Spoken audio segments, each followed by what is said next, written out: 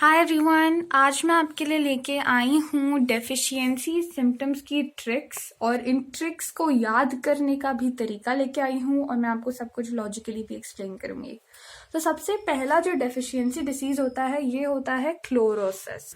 आपने देखा होगा कि कभी कभी कुछ लीव्स जो होते हैं बहुत येलो पड़ जाते हैं, पीले हो जाते हैं, उनके पत्ते वो गिर जाते हैं। तो वो पीला होना जो उनके पत्तों का रीजन होता है वो इसलिए होता है क्योंकि उसमें क्लोरोफिल कम हो जाता है, तो उसे हम कहते हैं क्लोरोसिस। ठीक है, तो उसकी जो ट्रिक होती है कि क्यों क्लोरोसिस कम हो रहा है, किन एलिमेंट्स की वजह से, किन न्यूट्रिएंट्स एसेंशियल एलिमेंट्स की वजह से कम हो रहा है, उनको याद करने के लिए हम यूज करते हैं Monks with Ferrari reached Jantar Mantar. ठीक है, जंतर मंतर आपको पता है एक जगह है, उसको कुछ लोग क्या कहते हैं, जंतर मंतर। जैसे उर्दू वाले लोग, उर्दू जैसे बोली जाती है लैंग्वेज, उसमें लोग ज को ज बोलते हैं, जमीन को जमीन बोलते हैं, राइट। तो यहाँ पे भी हम उर्दू समझ रहे हैं खुद को और जंतर मंतर करेंगे। एक्चुअली जंतर मंतर शायद से एक मुगल एरा का होगा, I am not sure, I am not historic, but मुझे लगता है कि मुगल एरा का ही है। तो उस तरीके से आप याद कर सकते हो। तो मॉन्क से क्या आता है, एमओ से तो मॉलिब्डेनम आता है, ठीक है, और एमओ से, एम से तुम एमजी भी याद करो। तो एमजी और एमओ जो है क्लोरोसिस में आता है। क्लोरोसिस में सबसे ज्यादा एलिमेंट्स आते हैं, तो यू कैन रिमेम्बर कि क्लोरोसिस में जो है हमें मॉलिब्डेनम और मैग्नीशियम दोनों मिल रहा है एमओ से। ठीक है, हर जगह एमओ मतलब दोनों नहीं होगा, कभी कभी केवल मॉलिब्डेनम भी होगा। तो एमओ का मतलब यहाँ पे मॉलिब्डेनम भी है और मैग्नीशियम भी है। अब जब भी मॉलिब्डेनम की डेफिशिएंसी होती है, हमेशा नाइट्रोजन की भी होती है, बिकॉज मॉलिब्डेनम नाइट्रोजन फिक्सेशन में, नाइट्रोजन मेटाबॉलिज्म में, नाइट्रोजनेज एंजाइम में, हर जगह मॉलिब्डेनम बहुत इंपॉर्टेंट है। तो कहीं पे अगर मॉलिब्डेनम की डेफिशिएंसी दिख रही है तो डेफिनेटली नाइट्रोजन की भी डेफिशिएंसी आपको दिखेगी। उसके बाद हम पोटेशियम की बात करते हैं, ठीक है, और फिर एस से आता है सल्फर। अब विथ का कोई पर्पस नहीं, इसलिए मैंने विथ को शॉर्ट फॉर्म में लिख दिया है। फिर हम बात करते हैं फेरारी की। फेरारी से तुम्हें एफ ही याद आना चाहिए। वैसे मॉन्क्स विथ फेरारी, मैंने जो है रॉबिन शर्मा की एक बुक थी, बहुत फेमस थी, कि the monk who sold his Ferrari, तो वहीं से ये निमोनिक भी आया है एक्चुअली एक तरीके से। तो मॉन्क्स विथ फेरारी, फेरारी मतलब एफ मतलब आयरन।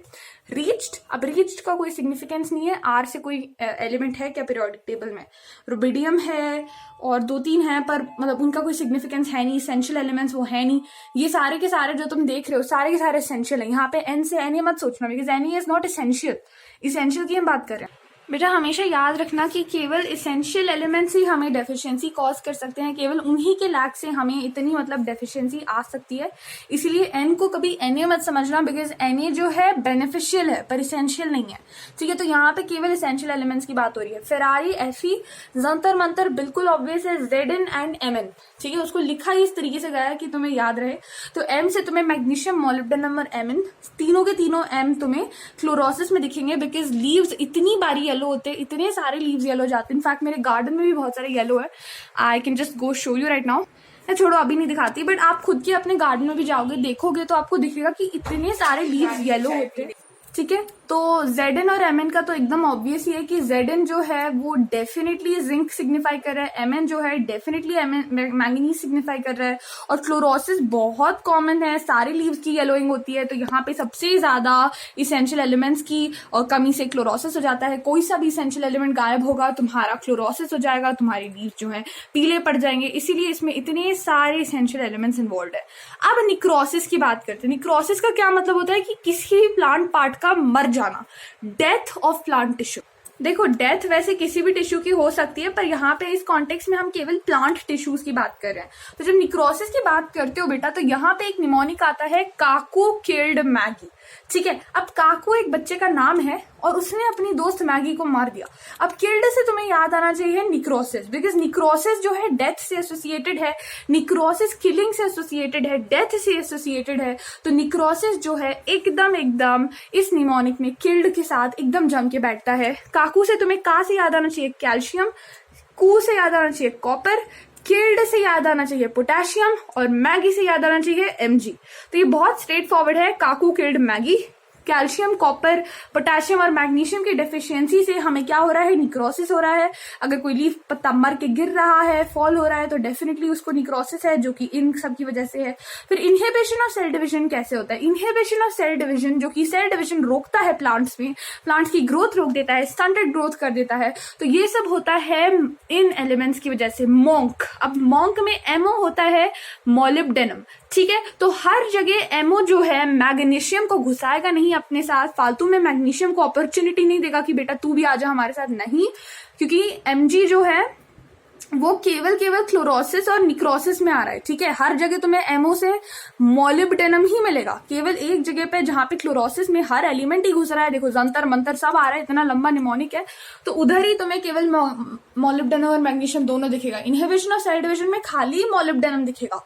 एन से आता है नाइट्रोजन, के से आता है पोटेशियम और एस से आता है sulphur. Same to same definition of monks यहाँ पे भी है, बस डिफरेंस ये है कि क्लोरोसिस में हमारे पास मैग्नीशियम भी था, बिकॉज क्लोरोसिस जो है वो बहुत वाइड रेंज ऑफ एलिमेंट्स की डेफिशिएंसी से होता है, इसीलिए वहां पे मैग्नीशियम भी था। पर ये जो है इनहिबिशन ऑफ सेल डिवीजन बहुत लिमिटेड एलिमेंट्स की डेफिशिएंसी से सेल डिवीजन रुक जाता है, क्योंकि ये काफी ज्यादा मतलब रेयर चीज है ना, तो इसीलिए ये इसलिए होता है। इसको एक और याद करने का तरीका है, वैसे ये मैं ज्यादा सजेस्ट नहीं करूंगी बिकॉज तुम कंफ्यूज जाओगे कि फेरारी वगैरह कहां से आ गया, but monks with Ferrari reached Jantar Mantar to stop division. वो क्यों वहां पे पहुंचे? बिकॉज उनको डिविजन रोकना था, उन्हें डिविजन रोकना था, वहां पे बंटवारा हो रहा था, उन्हें रोकना था ऐसा खराब बंटवारा, इसीलिए वो जल्दी जल्दी फेरारी में जाके उधर पहुंच गए। तो मॉन्क्स, पर इसकी मेन जो ट्रिक है वो केवल मॉन्क है, फेरारी जंतर मंतर इसकी ट्रिक में नहीं आते हैं, इसलिए मैं ये ज्यादा सजेस्ट नहीं करूंगी। बट ये इस तरीके से मेरे को एग्जाम में याद आया था, इसलिए मैंने लिख लिया कि monks with Ferrari reach Jantar Mantar to stop division. पर एक्चुअल में इनहिबिशन ऑफ सेल डिवीजन केवल 4 एलिमेंट से ही होता है। लास्ट जो है मेरा फेवरेट है डिले फ्लावरिंग, ये है Sunday Monday no flowering. Sunday से सल्फर, मंडे से मोलिब्डेनम। बताया ना, एमओ में हर जगह जो है मैग्नीशियम नहीं घुसेगा, कुछ जगह केवल तुम्हारा मोलिब्डेनम भी रहेगा, इनफैक्ट मोस्ट जगह पे केवल एमओ पे मोलिब्डेनम भी रहेगा। केवल क्लोरोसिस जो वाइड रेंज ऑफ चीजों से होता है उसमें तुम्हें मैग्नीशियम भी दिखेगा, वरना नहीं दिखेगा। तो Sunday Monday no flowering. N से नाइट्रोजन।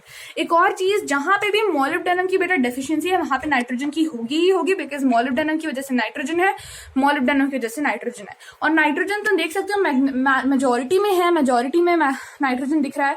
यहाँ पे मैगी में नाइट्रोजन नहीं दिख रहा, कभी कंफ्यूजन हो कि एम से मैग्नीशियम है कि एम से मोलिब्डेनम है, तो याद कर लो कि यहाँ पे नाइट्रोजन नहीं है, तो ऑब्वियसली मोलिब्डेनम ने कुछ नहीं गड़बड़ी की है, वरना नाइट्रोजन भी आ जाता।